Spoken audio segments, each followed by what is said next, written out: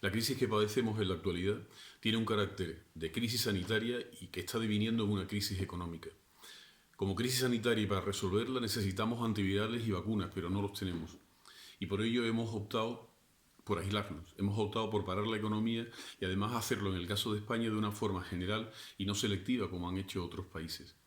Como crisis sanitaria nos va a dejar una serie de tendencias que parecen evidentes. Si antes éramos proteccionistas, ahora lo vamos a hacer más. Vamos a pensar que el enemigo está mucho más allá de nuestras fronteras y vamos a intentar protegernos y cerrarnos.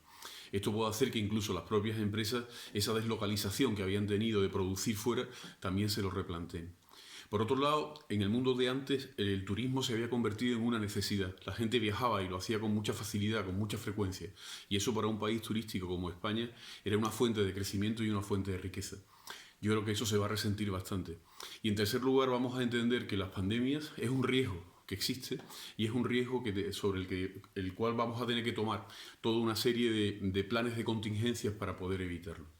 Si esta es la parte de la crisis sanitaria, por la forma que estamos teniendo de resolverla, estamos originando una crisis económica.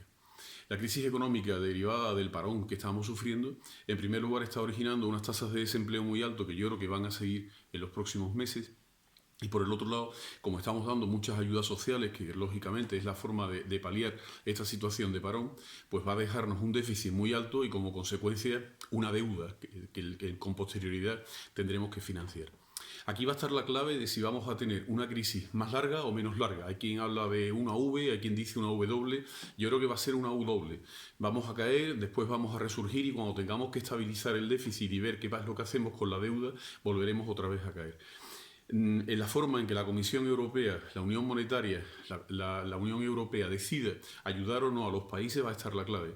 Si cada país va a tener que intentar pagar esa deuda o al menos refinanciarla y le van a ir exigiendo unos déficits que tienen que irse ajustando en el tiempo de una forma muy corta, entonces vamos a tener muchísimas dificultades porque los ingresos fiscales lógicamente van a caer y el gasto se ha disparado y ajustar eso nos va a costar mucho.